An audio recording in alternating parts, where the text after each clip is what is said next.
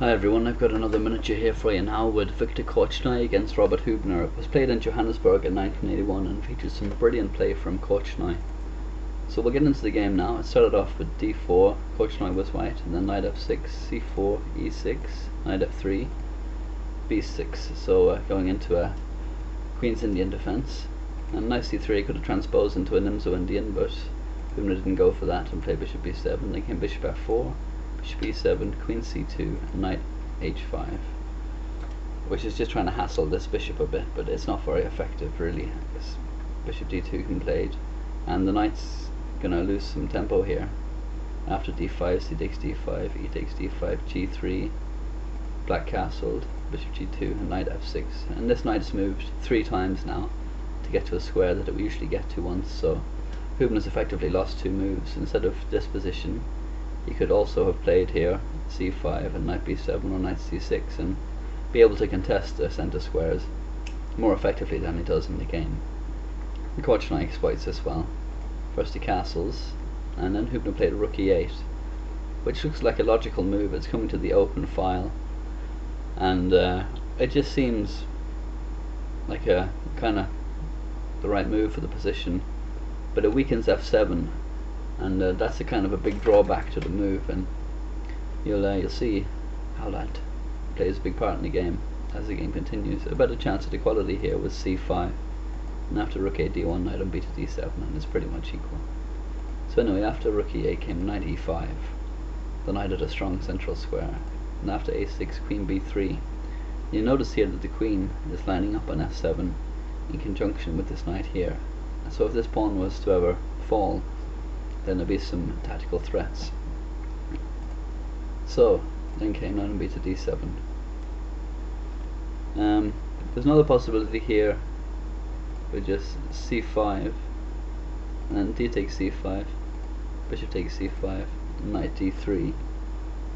But this favours white as well really. Black's left with an isolated d pawn, there's lots of pressure on it, and it's probably going to fall. So knight on b to d7 was fine.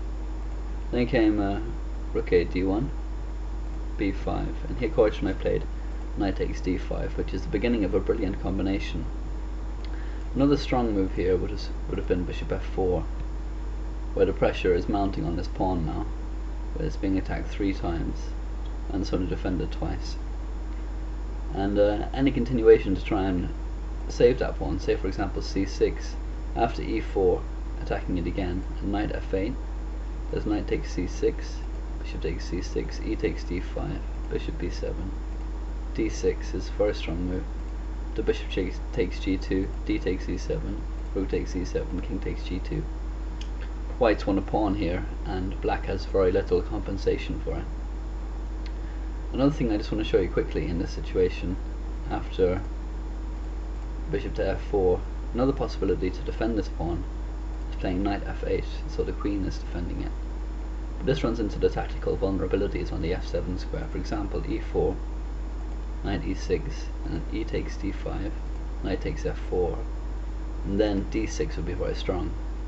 Even after knight takes g2, the threats on f7 are too much. After knight takes f7, the queen will have to move, say goes to c8, then knight h6, double check from the queen and the knight, and king h8 is the only move. If it goes to f8, then it's mate. So king h8, and then queen g8 check, rook takes g8, and then knight to f7 is mate. And it's the same if the knight recaptures the other knight here. So that's a kind of latent tactical threat that's in the position here, and causes Hubner all kinds of problems throughout the game. But anyway, Korchnoi played knight takes d5, and after knight takes d5 came bishop a5, which is a strong move and has a couple of ideas in mind. You see here that it opens the d file.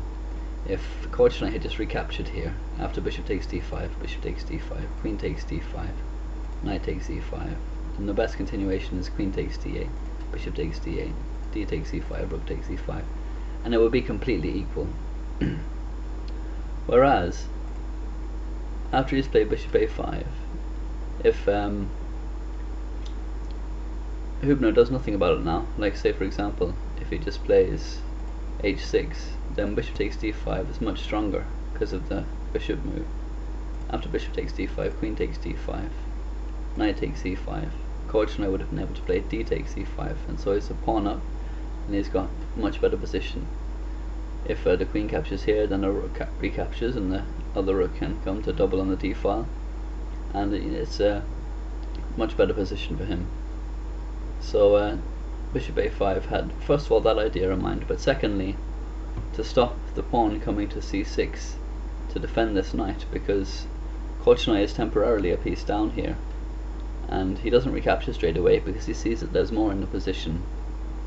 And by playing bishop a5, it forces Hubner to make a decision about how to defend this knight. And what he played was knight 7 f6, because he's going to be thinking, well, I'm a piece up here, I should try and hold on to the material. But that wasn't the right way to go about it. A better try would have been knight 7 b6, but even that favours white as well. After bishop takes b6, c takes b6, and e4, bishop f6. This knight can't move, remember, because of those threats on the f7 square. E takes d5, queen d6, and knight c6. This would favour white. Perhaps the best defence after bishop a5 was playing bishop f6 with threats on e5 here. But after f4, knight 7 b6, bishop takes b6, c takes b6, e4, queen d6, e takes d5, rook a d8, knight c6, bishop takes c6, d takes c6, bishop takes d4 check, king h1. Again, white's better here because he has a passed pawn, and these pawns for black are doubled. So that favours white as well, but it's not as bad for black as the game continuation, which was knight 7 f6, because then came e4 and rook c8. Hubner was anticipating Korchnoi's plan with his next move after rook c1 of just adding pressure to the c file. And here Hubner blundered, really. He panicked and played knight takes e4, which is just trying to return some of the material in order to stave off the white attack. And he figures he's a piece up, so if he swaps a piece now, he can, he's getting a pawn for it, so he should in theory end up a pawn ahead, but it's the wrong time to offer some material back in order to stop the attack, because after bishop takes e4 he's worse. A better chance of defending, instead of knight takes e4, is bishop d6.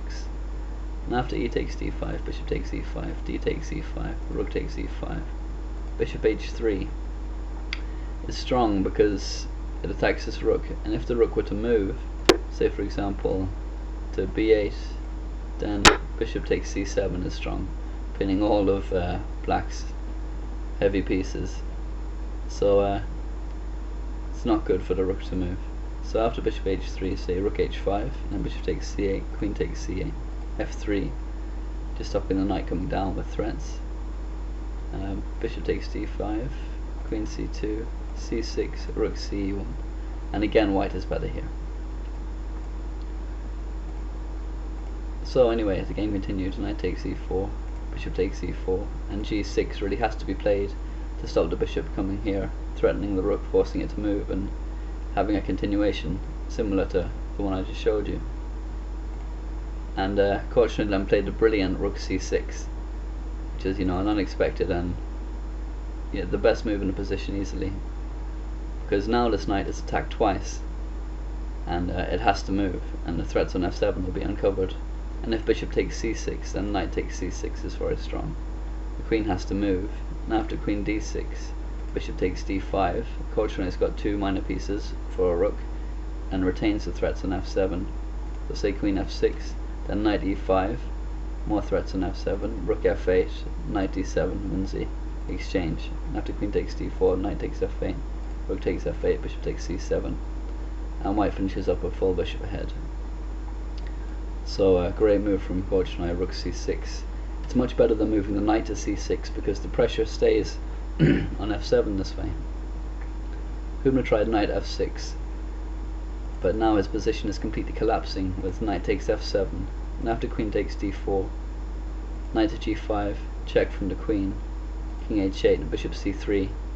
Hubner resigned because there's nothing he can do to stop the threats of the position. Fritz recommends just taking the bishop here, which is crazy and bound to lose the game. If he tries to hold on to his queen, say for example queen d8, then Korchnoi would attack queen f7, which is just it's game over. It's mate in 3. So a brilliant game from Korchnoi that really shows it's not always best to immediately take back the material when one of your pieces is taken. Sometimes it's better to see beyond the initial instinct just to recapture immediately and get your material back. And yeah, just a brilliant tactical game from Korchnoi. So I hope you enjoyed that. Please leave any comments or thoughts. Thanks very much.